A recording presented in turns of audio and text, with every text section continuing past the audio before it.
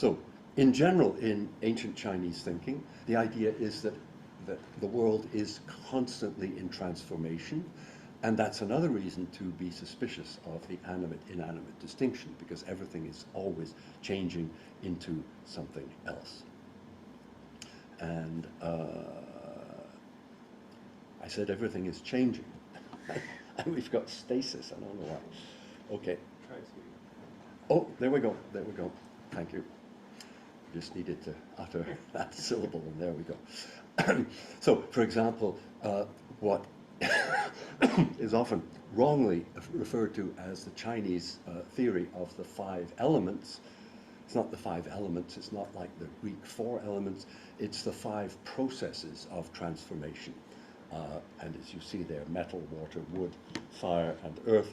And there are various cycles, 2 different cycles, a generative cycle and a destructive cycle, whereby all these 5 phases of transformation are constantly changing into one another. When we get to the Confucian tradition, in the 5th, 6th, and 5th century, you find that the Confucians, with their emphasis on ritual propriety, also are very attentive to things. Confucius was a very frugal, moderate kind of a guy, very, very interested in a principle of sufficiency, knowing what's enough, and in the Confucian tradition, he paid very careful attention to things, especially clothing that you wore and things that you dealt with. And when it came to ritual implements, you had to pay special attention, because if you, for example, drop, as you ascend the steps in a ritual, if you drop the goblet of wine on the way up, that's going to really destroy the ritual. You have to not do things like that. You have to interact with not only your fellow human beings, but with the things around you with care and precision, very precise forms of care.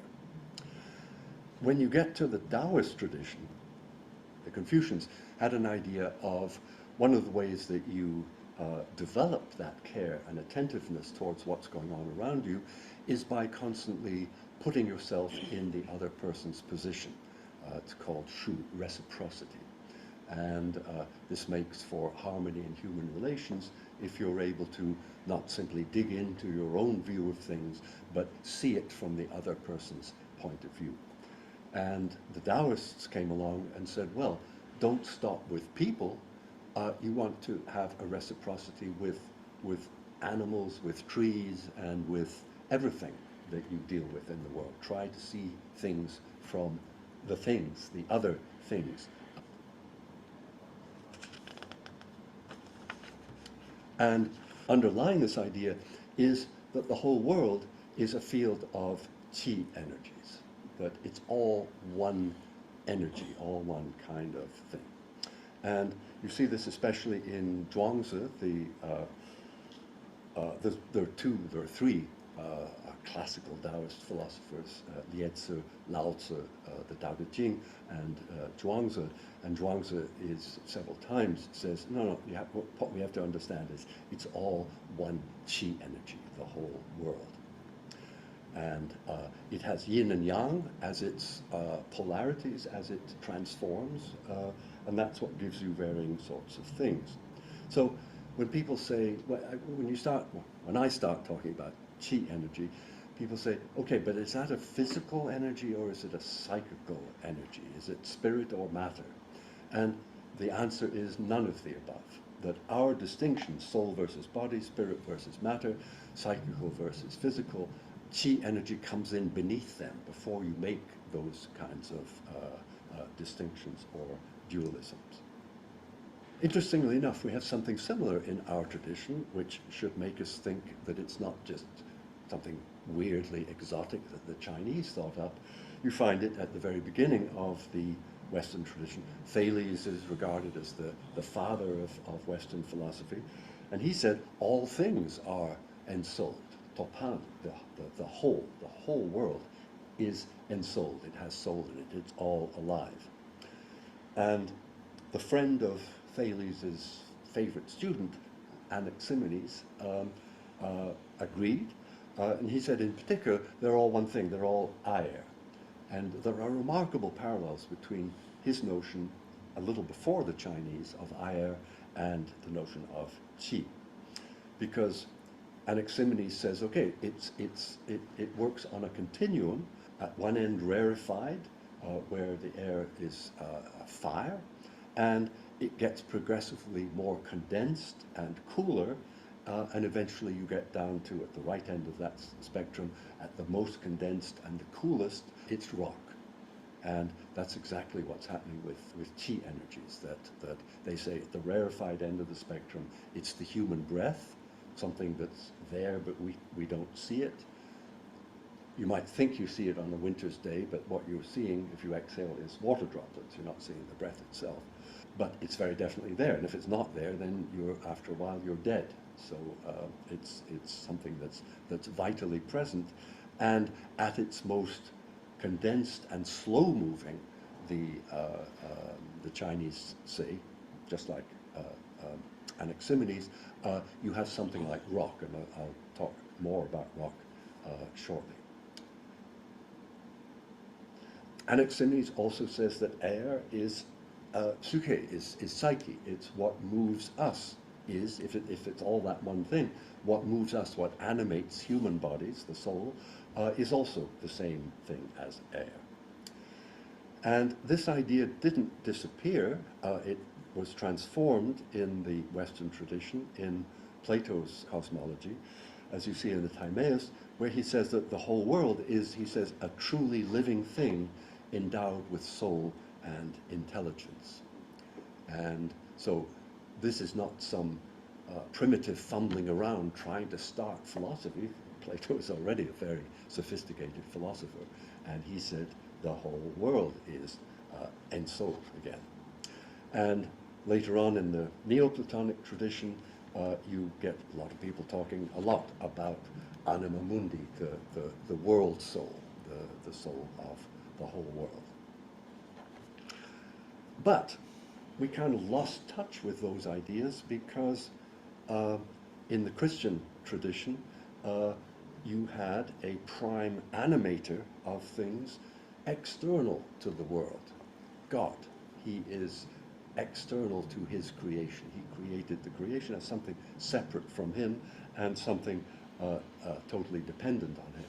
Whereas in the ancient Greek idea and in the Chinese idea, there is nothing external. You don't need anything to move anything because it's all within the whole world.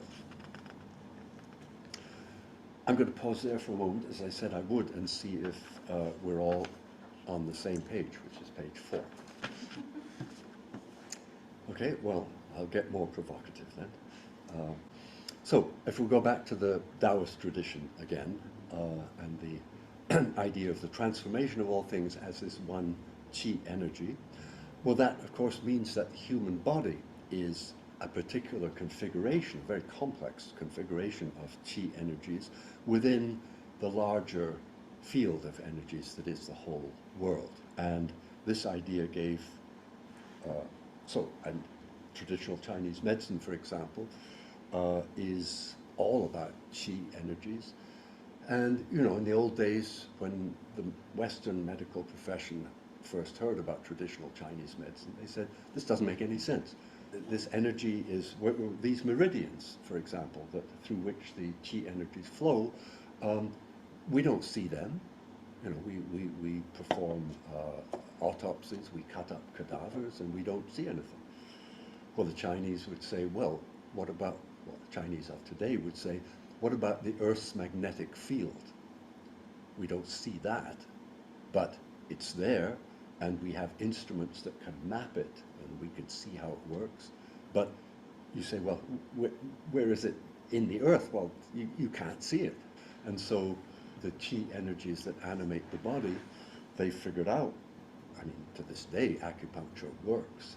And they figured out how it works.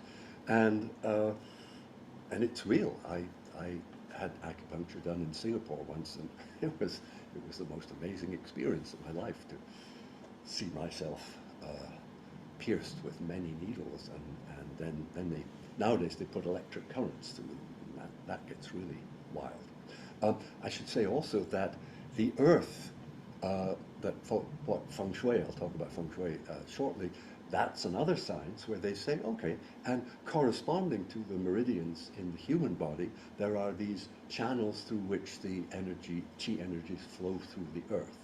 And if you're a feng shui expert, you're able to figure out where those channels are and how they work. And so this gave rise to a maxim in Chinese philosophy. Many different philosophers say, the Neo-Confucians especially, that all things are one body with the human. And if our bodies, if my body is a particular configuration of qi energies within the larger field of energies, that's the world, then it's rather obvious to the philosophers that I'm going to do better, I will thrive better, if I align my configuration of energies with the larger field. If I'm aware of my relationships to the larger field. And if I ignore it, they say, well, you're likely to get sick. And getting sick, according to traditional Chinese medicine, is the qi is getting blocked somewhere, or we are somehow blocking it, and it's not flowing the way it naturally would. And that's part, again, of the aim of Chinese medicine and feng shui as well, is why not build your buildings with an awareness of how configuration of energy of a building, because we're not just talking about life, what we call living. Wood is qi, stone is qi, rock is qi. You're going to pay attention to how you build your buildings in relation to the particular configuration of energies in any one place. There's no universal rules about it. It's always particular. Where are you going to build this building? Okay, well, you get the feng shui expert to come in and tell you how the energy flows work in that particular location. In the Buddhist tradition, the Chinese Buddhist tradition, they sometimes use the word qi. You have several Chinese Buddhist philosophers. Qi is central to their philosophy, but more often they talk about Buddha nature, the totality of things as Buddha nature, as one breath that flows through everything. And breath obviously is as I mentioned, connected with qi, and rather than say it's all one qi energy, they say through all things there's the same breath of Buddha nature. And again, as I said, the recommendation is that if we get to feel the flows of qi, and if you say, well, I don't feel them, well, probably not, but in that case you better take up something like Tai Chi Chuan or Qigong, and these are exercises, and if you practice them, you'll start to feel the flow of qi energy in your own body. And to do that and to start to then experience oneself as one body with the things of nature and human-made things, this is going to transform your experience and your behavior, your interaction with things. But something more practical and more immediate than Qigong exercises or Tai Chi Chuan is the Taoist Zhuangzi especially. They say actually working with tools.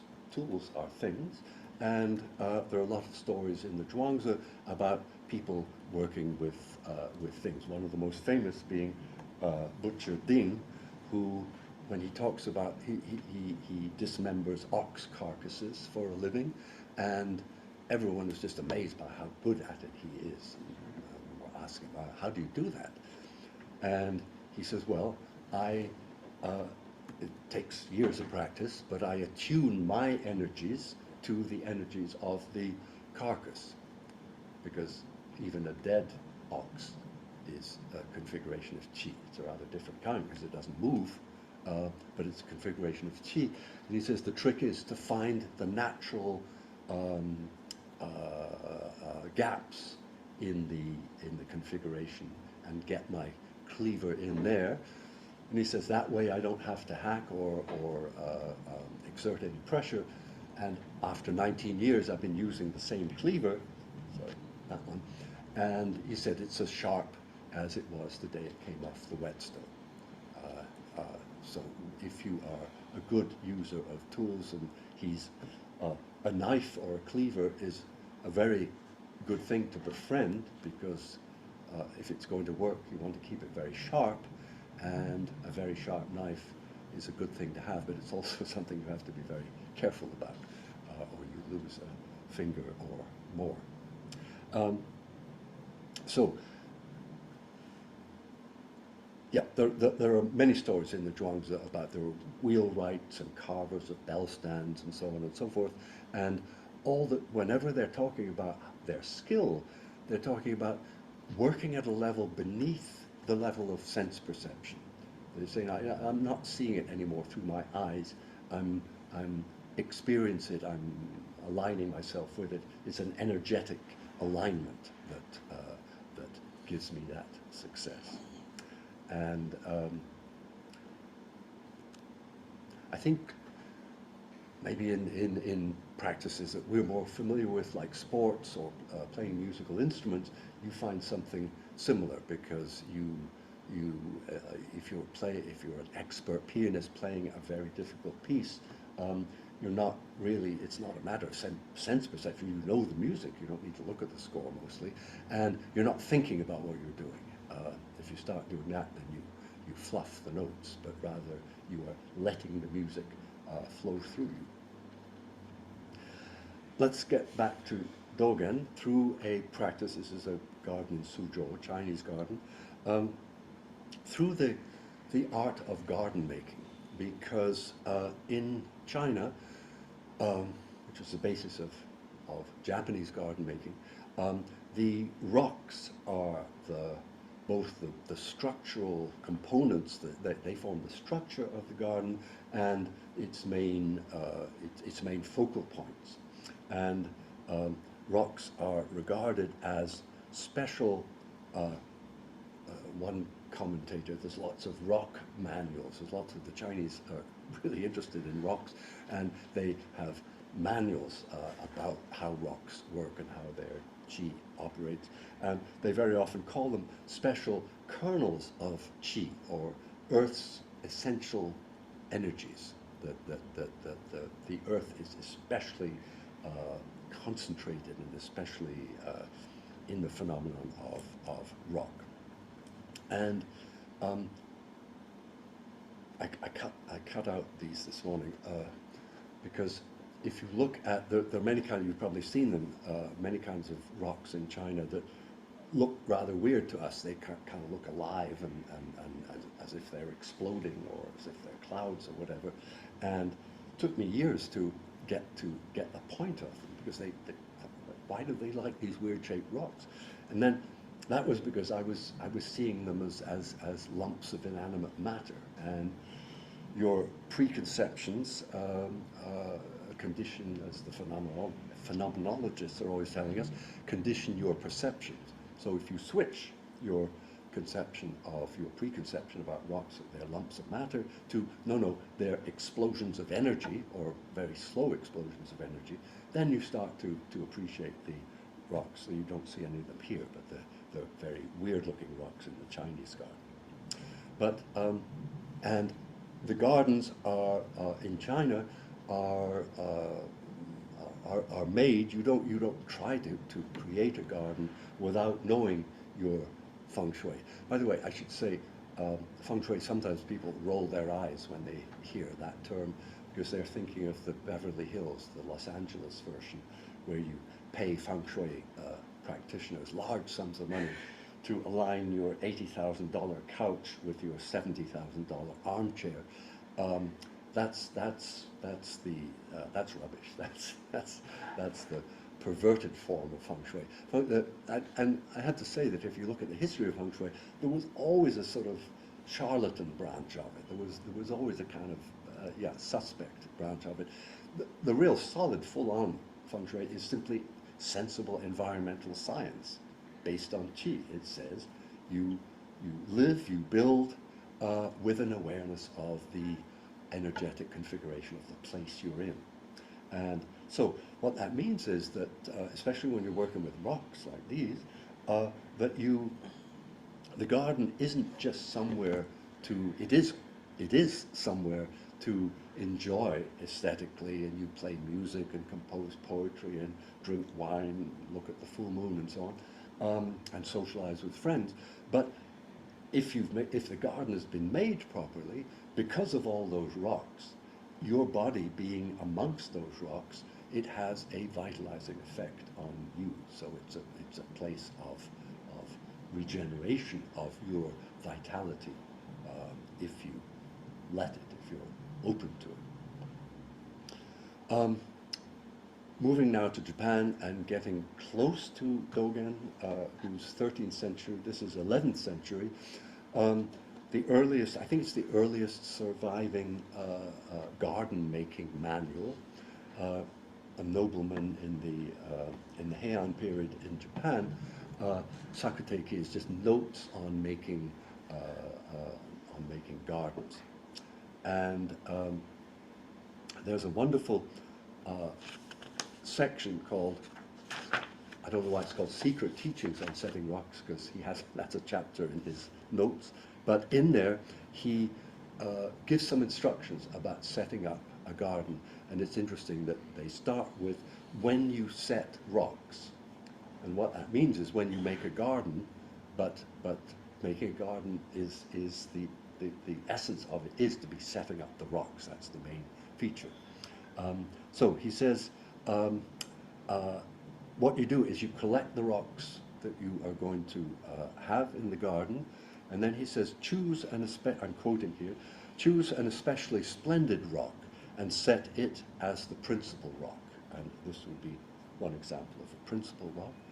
Then, following the request of the first rock, set others accordingly. Then set the back rock following the request of the first group of rocks. So that phrase that keeps coming up, following the request, makes it clear that we're in a very different garden-making world from much later in Versailles, for example, where you have a plan, the note had a plan, it was on paper, and you then impose that on the earth, on the ground. No, here, in this tradition, you get the rocks, and then you pay attention to them. You find out where they want to be, and then you follow those requests. I think it works. I had the opportunity to make a small garden in Ireland, and I spent several weeks with the rocks that I thought were going to be in the garden to figure out where they don't tell you in English, obviously. The request is not in a language that we know. And in fact, sometimes when I give talks about Japanese gardens, people come up to me afterwards and say, yeah, I have rocks at home, and they talk to me. And I was asked, what language do they talk? Most of them seem to talk English, to speak English, but that's not quite what is going on in this garden manual. The rocks talk a natural language. They talk rock language, and it's not somewhat different from ours. But I think we have something. We have the genius loci, the spirit of the place in the Western tradition, comes close to it, that you think, yeah, a particular place, especially a special place, has a particular mood or atmosphere to it, and it makes sense to pay attention to that, to open yourself to the mood that comes from that. So, now, Dōgen then, in the 13th century, is talking about Buddha nature. He talks about Buddha nature quite a lot, and he says, yeah, Buddha nature is grasses and trees, earth and pebbles, but he says also human-made things like grasses, trees, tiles, and walls. and fences is another favorite thing of his. This is the wall on the inside of the Ryoanji garden in Kyoto, and most people don't pay any attention to it because they look at the 15 rocks, but actually it's an amazing wall. The way it says weathered, you've got landscapes of look like rocks to me there, and that's another very important idea in the Taoist and the Buddhist traditions, is that compared to our tradition, we have figure ground. We got Gestalt psychology somewhat late in the 19th century, and we understand talking in terms of figure and ground, and the Buddhist and Taoist traditions have that idea, and they say, don't get hung up on the figure. That very often what we need to be doing, and how we'll do better, is to pay more attention to the ground than the figure. Or pay attention to the context, to the widest relevant context of what's happening. And so Dōgen, excuse me, Dōgen says to his monks, don't look down on fences and tiles. He says, because if you interact with them in the right way, that's how you attain the way. He uses the word Dao. He uses quite a few Chinese expressions. In fact, his philosophy is very like Zhuangzi's. That's why I spent a bit of time on Zhuangzi. And he says you attain the way by interacting properly with things, because grass, trees, tiles, and walls practice together with you. They have the same nature, the same mind and life, the same body and capacity as you. So, of course, for Dōgen, you practice by sitting in meditation. Obviously, you don't see trees doing that or rocks doing that. They have their own way of practicing, but he wants to emphasize that it's all practice. For Dōgen, I mean, Dōgen is famous for saying to the monks, look, the Zazen sessions, when you sit Zazen for 35 minutes at a time, breathing and not thinking and so on and so forth, the most important moment in that practice is when your bottom leaves the cushion, when you get up, when you stand up, because there's a tendency to think, especially because your knees are starting to hurt, okay, that's that practice is done, over with. But no, for Dōgen, that's the moment where it really is really interesting, because the practice is meant to be continued. You're meant to take the practice in to getting up and going home and everything else that you do.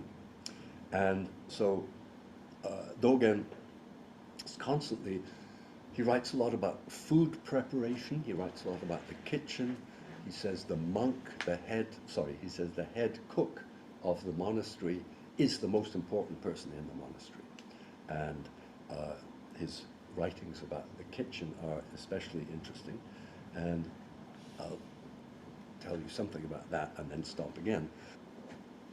I brought this up to date. This is my favorite film director, Ozu Yasujiro, who is deeply influenced, I think, by the Zen tradition.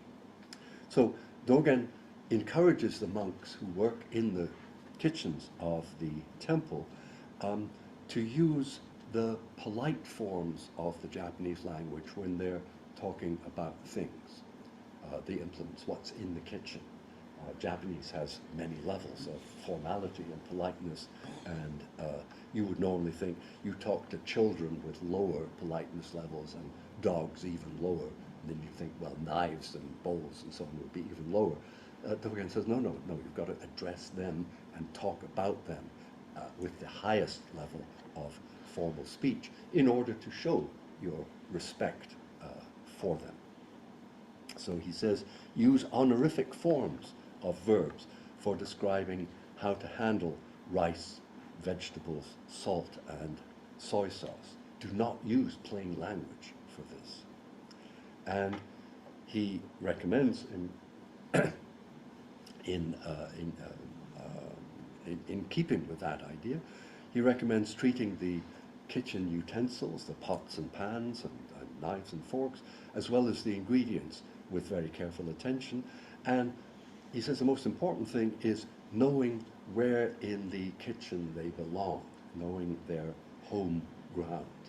And he says, therefore, put what is suited to a high place in a high place, and what belongs in a low place, put that in a low place. Those things in a high place will be settled there. Those suited to a low place will be settled there. It's very, one of the things in Zen practice is in sitting saying you settle into the position. And he says we need to be sure that the things we interact with in the kitchen are settled where they are. And what's interesting is that where they belong, he sometimes uses the word home ground, where they belong in the kitchen is less a matter of where the head cook has decided, but rather he's, once again, like the rocks in the garden, he is paying attention to the things, to the nature of them, to what they do, to where they belong, what they with what other things they interact as you use them in the kitchen. And he says it'll be clear from them, if you pay attention to them, where they belong, where they are most settled. And if they're settled in their place in the kitchen, they're less likely to get damaged or to get broken.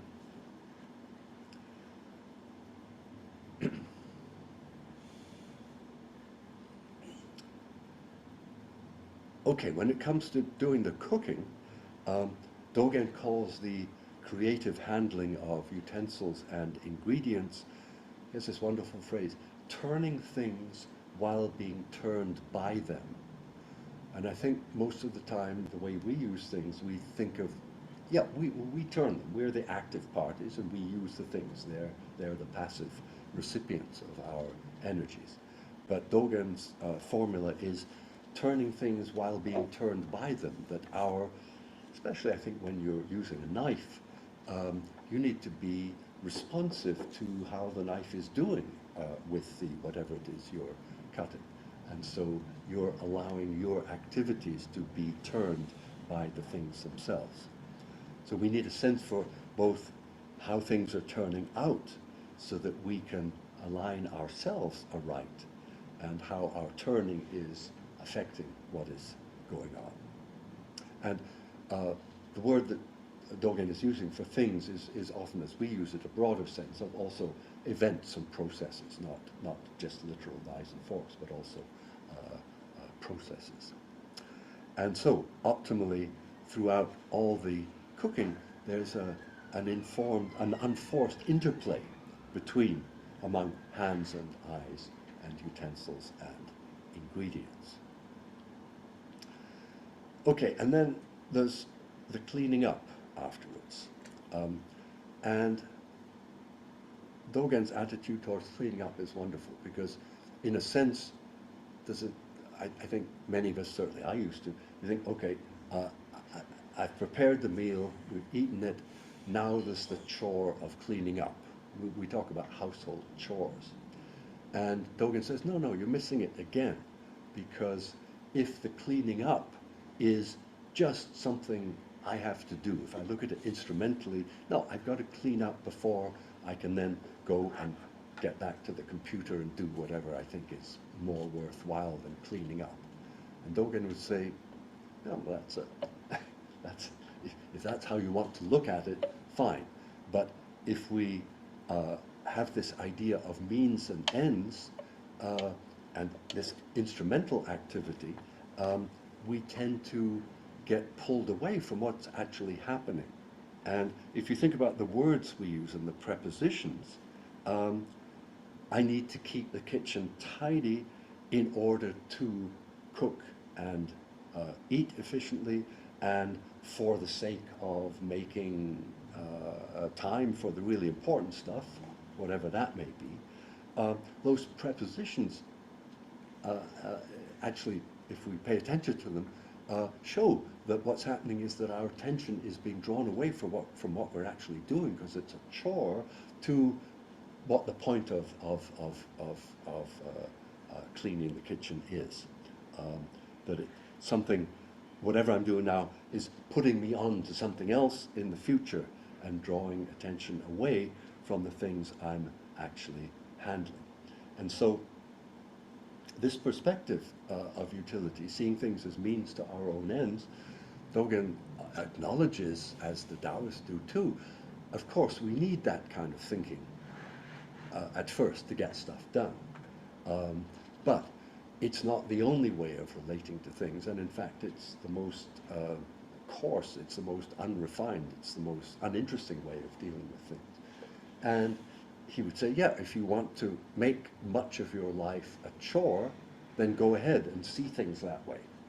But his idea is to shift your perspective such that doing the cleaning up is the practice as much as the cooking or the sitting zazen or the writing at the computer or whatever. It's all practice, Dōgen says. And if you take that seriously, it means that actually the chores start to disappear in an interesting way. And I much prefer a smaller ratio of chores to fun than is normal. Let me give an example from personal domestic experience. A few years ago, my wife and I, she's from Japan, we had 6 months in Japan. We just arrived with suitcases and had a small apartment to stay in. And as apartments are often in Japan, very small, and so the first thing we had to do on getting up was to remove the bedding, because you put the bedding down on the living room floor on the tatami mats, and you have to, first thing in the morning, get rid of stuff so that you have space to do some living. And it occurred to us that if we didn't want to make that first task of the day into a chore, then we could make it into something more like a dance, something that was fun to do rather than a chore to do. And we knew, because we had to get the futons and all the bedding off the floor and then put them in those, behind those sliding doors or cabinets where you fit the futon. We realized we were never going to be the next Astaire and Rogers, but that in the field of putting away bedding, we thought, well, there's less competition there. We might be able to do something. So yeah, the idea is to you've got to do it anyway. So why not make it into some sort of a play, and realize that folding the sheet, for example, can be fun. You're doing it with someone else. You get used to the rhythm of how they fold and how the particular, or if there's blankets involved, what it is that you're folding will have a different resistance according to its weight. And we found that the more we adjusted our activities to the nature of whatever it was we were folding and putting away, the more fun it was. And so that in the first dance of the day, you could have several different third partners in the dance. And I think in dealing with futons, larger items, that I think there's a tendency, it may not be politically correct to say it, but I think there's a tendency that men have especially to manhandle things, to say, okay, I'm in charge here, I'm going to put this away. And I think the macho approach is very often leads to less satisfaction all around, because you sometimes lose a sensitivity to the pliability, the weights. These futons are fairly large, you've got to fold them and so on. And I found that the sense of performing the movement, or the sense of me doing something with the futons, as that got less and it got more of a sense of, okay, I think the futon is going to feel better in the behind those sliding doors, and how does it want to get there, and can I just help that, rather than, again, this idea of, no, I've got the plan, I'm the human being, I'm in charge, I'll get it there, but rather how does it best feel about getting in there, and I'll do my best to help and to enter into this. And I'm thinking, yeah, because sometimes actually it was in the place we were in, it was difficult at first to fit these futons into the play. There wasn't much leeway, and especially first thing in the morning, I'm not ready for that. I would get a bit irritated, and start blaming the futon for the problem. But if you think about it, no, the futon is innocent. It's me that's got the problem. When I was young and foolish, I worked on motorcycle engines and was not really a very good mechanic, and ended up shearing off bolts and so on and so forth, and swearing at the thing. And now I think back and I think, well, that's the height of stupidity. You know, it's not the bolt's fault that I've not got the right tool or that I can't use the tool properly. It's my fault. Now, I think it's what interests me here is that it's not just that the better ways of putting you eventually we started to learn. All right, what are the optimal ways of getting the bedding put away? The optimal ways, I think, not only feel better. I mean, they not only take less effort, but they feel better. It's more fun to do, and I think that it also looks better. I mean, we never had an audience for this performance, but I think also it looks better, and that the optimal way would therefore be distinguished not just by the pleasure it affords the players or the actors, but also by the appearance of style and grace. And I have a few years ago, I was giving a version of this talk, and someone said, did I know about Marie Kondo? And is she big? You know her? Yeah. And I didn't. So I did some research, and I found out that because they were saying, I mean, what do we need all this Zen practice? I mean, why don't we just much easier just to go to Netflix and get her? And so I didn't know who she was, and I found that she's a master of the art of decluttering and star of the immensely popular Netflix reality series Tidying Up with Marie Kondo. And her best-selling book, I'm quite envious about the sales of her book, is I had to read it. It was not one of my best reading experiences, but it is the breathless, new agey self-help manual that the title would lead you to expect. But what was interesting was that I kept thinking, well, actually this is very like what you get from Dōgen, and it would be a little easier to just read that book and not bother about reading Dōgen. Is really quite a headache sometimes. And I also thought, well, if the Kondo phenomenon is persuading people to get rid of lots of stuff that's cluttering up their lives, that can't be a bad thing. But then it was clear that bringing down global capitalism wasn't part of her agenda at all, because she then opened this shop. So, you know, she'll help you for quite a hefty fee declutter, but now she'll sell you other stuff to reclutter your life with. So in the book she talks about how, well, her attitude towards things was shaped not by Zen but by Shinto, the indigenous Japanese religion, and she had worked as a Shinto shrine maiden, like one of these ladies, for 5 years, and that gave her, she said, it encouraged this attitude that she has towards things. And Shinto, as you may know, regards the world as full of Miyazaki's animated films are wonderful. If you want to get the feel of Shinto, just watch something like Spirited Away or Princess Mononoke, because he really he conveys that essence of everything in the natural world is full of kami, of soul, of spirit, and awe-inspiring natural phenomenon like a especially large tree or a rock or a waterfall especially, that inspires awe for the Shinto believer because the kami is especially concentrated in certain places. So it's a lot like the chi energy that I was talking about earlier.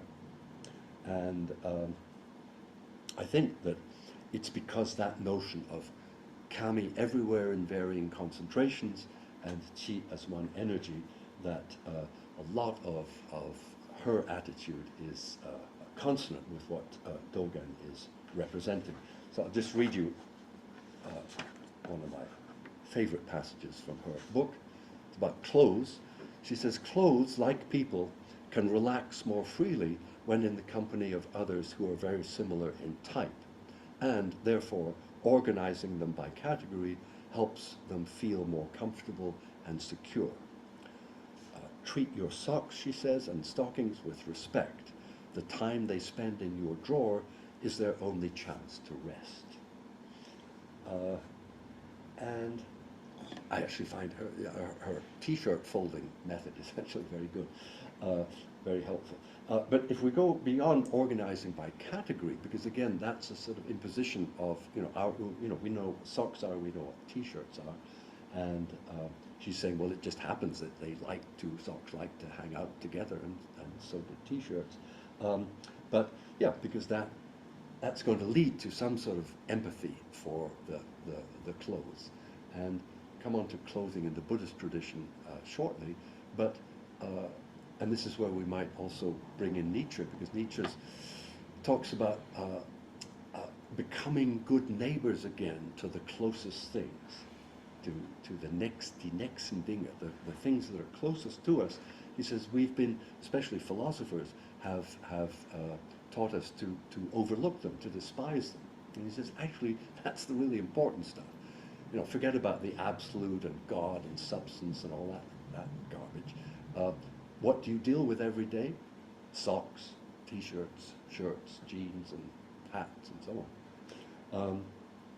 And so Kondo's practice is, she says, at the end of the day, when you're putting your clothes away, you want to thank them for clothing you throughout the day, and as you put them away.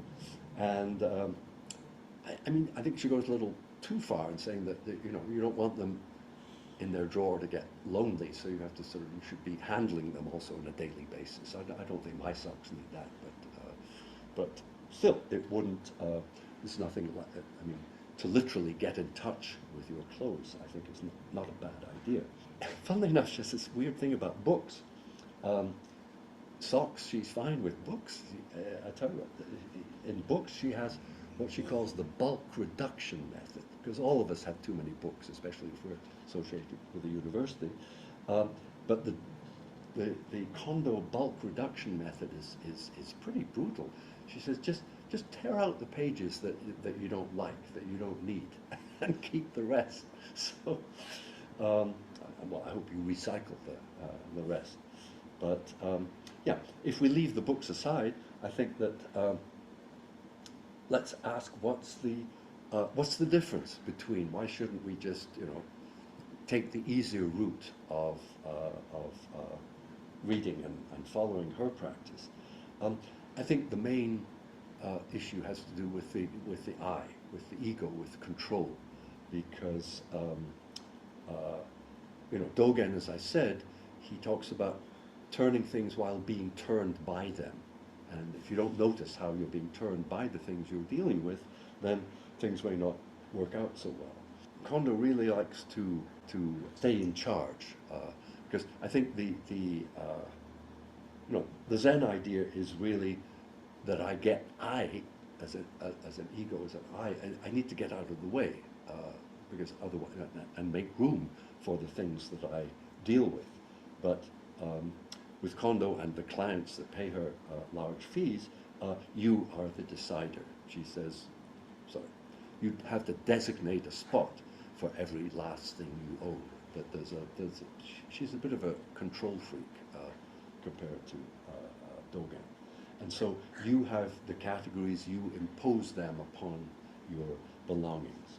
But we could extend our respect for things. I mean, she's got that idea, and say, well, why not ask them where they're most comfortable, rather than that we decide. I mean, I'm not a sock after all, so why am I not open to them? And there's really a sense of that she relates to things as possessions, because she's not very interested in what happens to them once you've decided they no longer spark joy. And in fact, she talks about some of her clients who've had 180 large garbage, 8-gallon garbage bags that go off where? Well, unfortunately, to the dump. There's not any talk of recycling or giving them away. No, they just go to the dump. And then from there they go on to, well, they used to go to China, but China doesn't want our garbage anymore, so they now go on to, I think, Indonesia is where they finally end up. So I think the Buddhists would say, no, you've got to take a slightly broader perspective on things, and not only ask where these things that you just bought came from. Were they produced by child labor or prisoners or whatever, but also where they're going to go when you've finished with them. Okay, so another idea. Now we're going backwards a bit. 4 centuries. Kukai is 9th century. He is the first great Japanese philosopher. He's like the Thomas Aquinas and Hegel of Japan, all rolled into one, and with a bit of Heidegger added. I mean, he's just absolutely amazing. I don't think, not quite as amazing as Dōgen, but an amazing thinker. And he has this idea of Hoshin Seppo, the idea that the traditional notion, Buddhist notion of the Dharmakaya. He says, well, actually, that's the universe, that's the cosmos, and its Seppo means it's expounding the teachings of the Buddha. So there's a notion that then runs through to 20th century Japanese philosophy of the world as kind of an expressive fabric. It's expressing something. It's expressing the teachings of the Buddha. And so both Kukai and Dōgen talk about the world as a sutra, both in the sense of it's something that is spoken to us, again, not in a human language, but in the language of the cosmos, and is also like a written sutra. It's also something that we can read. And so any sense that we might have, even from outside the Buddhist tradition, that the world means something, that it's meaningful, is for these guys totally on. That's yes, it is. It's totally meaningful. And so Dōgen says, for example, a sutra means the entire world of the 10 directions: mountains, rivers, the earth, grass, trees, self, and others. And again, not just things of nature, but he says human-made things like a pillar or a lantern. So he says, look to trees and rocks, fields and villages to expound the Dharma. Ask pillars about Dharma and investigate with walls. So what's interesting here is, to me, that it's all Buddha nature after all. And then the question arises, well, at least for me, what about plastic? Plastic, it's all Buddha nature. Plastic, which is turning out to be a real problem because we don't have a very good relationship with things. That's Buddha nature too. Nuclear power isn't as popular as it was, but nuclear weapons are. So what about plutonium waste? I used to think that can't be Buddha nature for these guys, but no, it has to be. It has to be everything. But I think the way you get around it is, so it's not that plutonium waste demands as much respect for us as a 2,000-year-old tree does, but rather both the plastic and the plutonium waste are interesting because they're pretty non-impermanent. You know, for Buddhism, one of the teachings of Buddhism is impermanence. It's all arising and perishing. Nothing stays. And so I think the Buddhist thinkers would say, what, plastic sticks around for that many centuries, or plutonium waste for tens of thousands of years? Something suspect about that. So that would be an aspect of Buddha nature. Dōgen keeps emphasizing that what Buddha nature is the whole thing. It's the totality, the way it all works together. And if you've got components in there that are refusing to go away, like plutonium waste, plastic, Elon Musk, you know, that guy's determined to be around forever. All these post-humanists who are going to upload their brains to the cloud and never get their bodies frozen, so that when they perfect the elixir of immortality, they'll get unfrozen. I mean, you know, they refuse to go away. They have no intention of leaving us. The Buddhists will say, hey, there's something suspect about this. So that's not to say that we should say to the COVID virus. You know, this is, sorry, I think after this long, I'm allowed to digress a bit. You know, deep ecology, as it was developed in California, where I learned many things, you know, talks about the what is it, biotic equality or something, you know, that everything alive has a, you know, has a right to flourish and so on and so forth. Yeah, the Ebola virus, the COVID virus. Oh, that's not quite alive. I mean, actually, the COVID virus is interesting because it's not really alive. It's kind of, right? Again, that shows. I mean, look at a virus. You say, well, is it animate or inanimate? Well, it's pretty inanimate until it gets into one of your cells, and then it's quite animate. So, are we to encourage it to flourish? And I think something like Ebola would the human race would be over very soon if we did. So I think that deep ecology, that Californian version of deep ecology doesn't work, because it's not just that you say, well, everything has this right to flourish, but rather we have to be somewhat selective and realize, no, there are some things in the totality of Buddha nature that are messing the whole game up, and we might want to minimize those if we're taking things seriously. Okay, two more things, yes. Bowls and robes, because for Dōgen, these are two really special things. The Buddhist monk traditionally wears a robe, and the bowl, the eating bowl, is used for begging. That you go out for the monastery to get the monastery supported. You take your bowl, and these bowls and these robes were often handed down from the patriarchs, from the teacher to the student, and so on. They were part of the transmission, so they got very special treatment.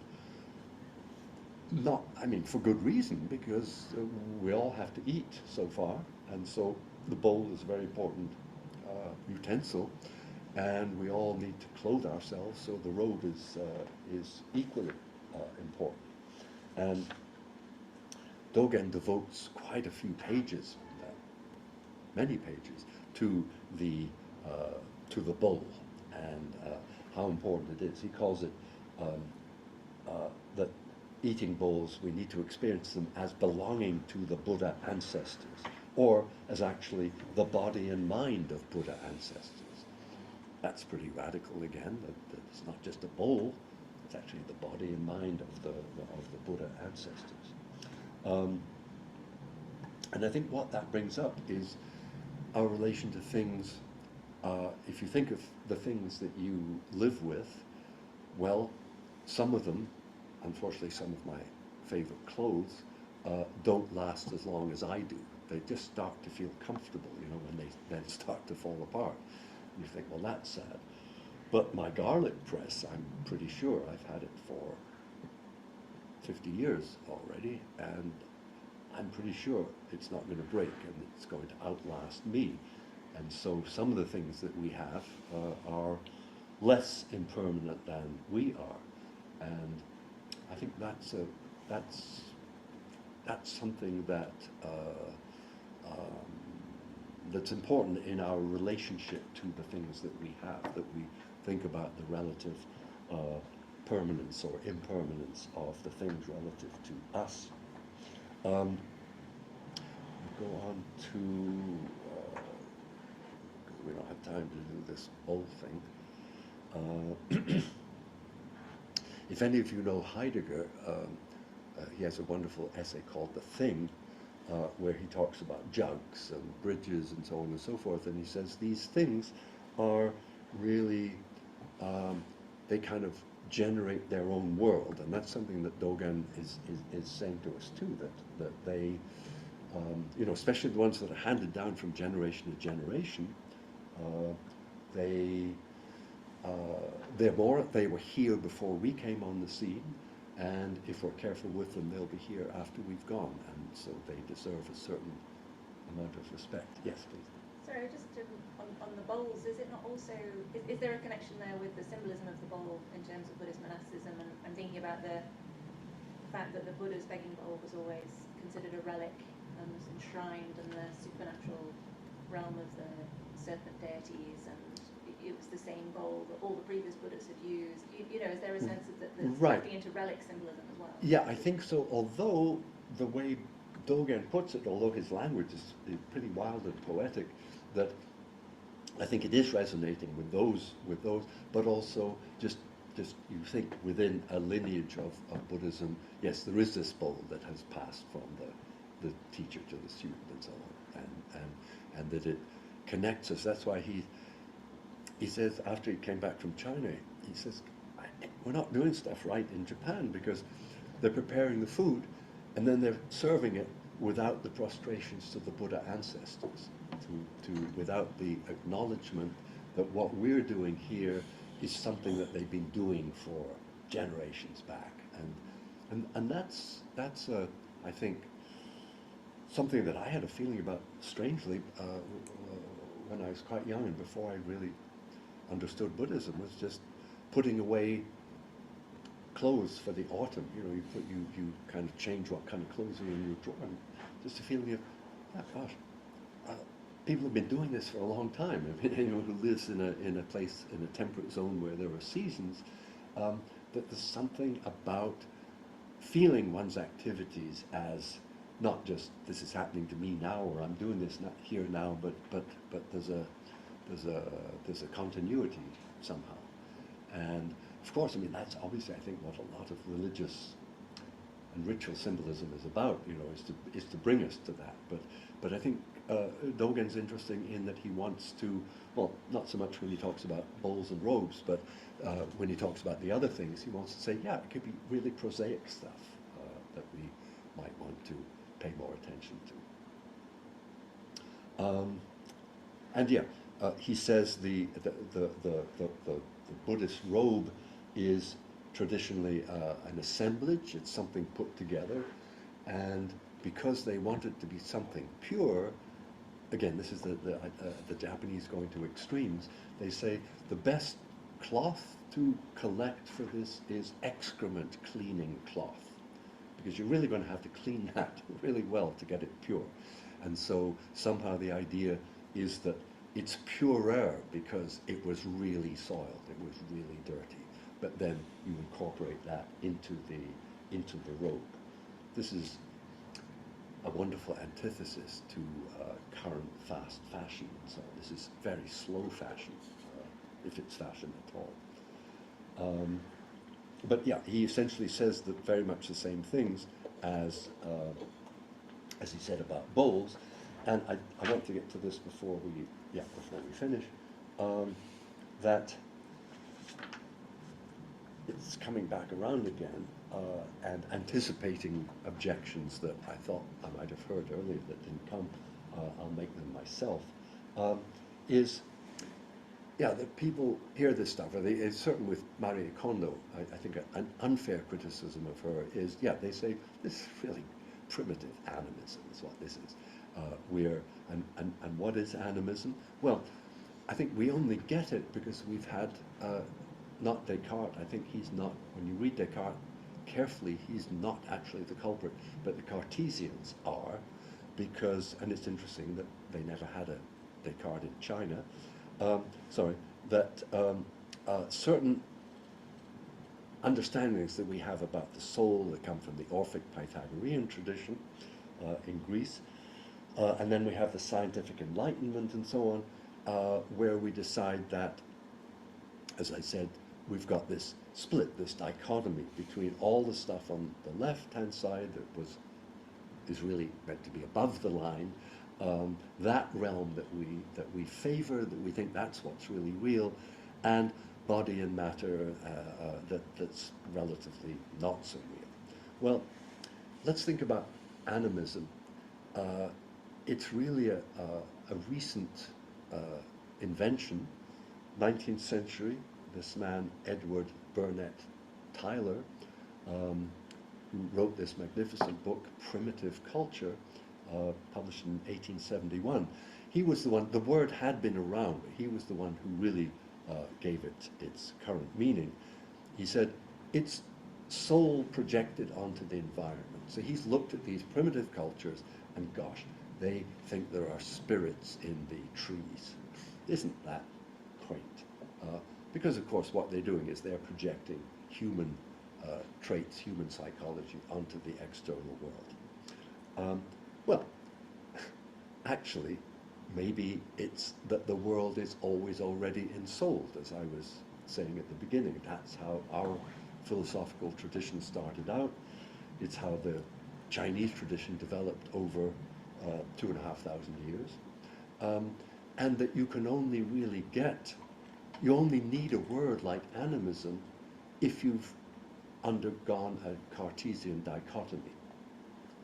If you've split the world into two things, two categories, and outside is all dead matter, then of course, if I say to it, well, maybe it's got agency, or maybe it's sentient, or maybe it's got feelings, or whatever, then, oh yes, right, then they must have come from me. But you only think that, I mean, you know, think of it. The 17th century to now, what's that, 400 years. Relatively recent phenomenon. Parochial geographically, it's only Northern Europe that starts to think that way in the 17th century. Most human beings, I'm not an anthropologist, but I've read a lot of anthropology, and as far as I can tell, most human beings for most of human history have seen it the other way around, that the world is animated from the get-go, and that the idea of lifeless matter, where do you get that idea from?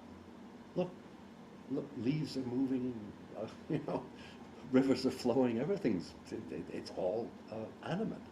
So I would recommend that you listen up very carefully when someone starts banging on about animism, because it's really a recent prejudice,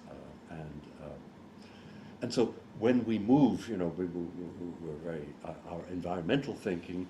We've got beyond anthropocentrism, or some of us have, and we've gone to biocentrism. I want to say, don't stop there, for heaven's sake. Ecocentrism or polycentrism or no centrism at all, because why stop with living things?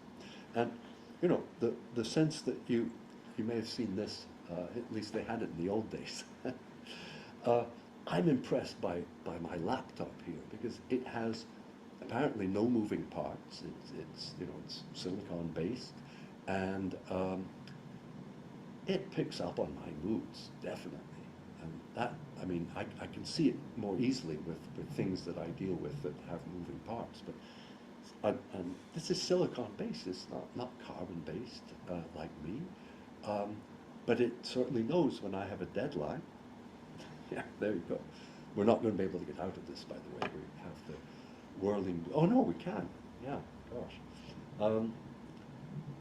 Okay. Well, I just wanted to show you some of my favorite things that that table I've had for 50 years. A friend of mine made it for me, and I write at it, sit at it, and your cushion, if you practice Zazen, I mean, it literally supports your practice. It's what you sit on. And so in Zazen practice, you bow. Before you sit, you bow to the cushion. After you bow to it, to express your thanks for it, for supporting your practice. And I think the garlic press is probably a good place to end, because if you like garlic, you need a good garlic press. And I don't know what possessed me so long ago to buy the most expensive one, just thinking that, yeah, I'd like it to last, and it has. There we go.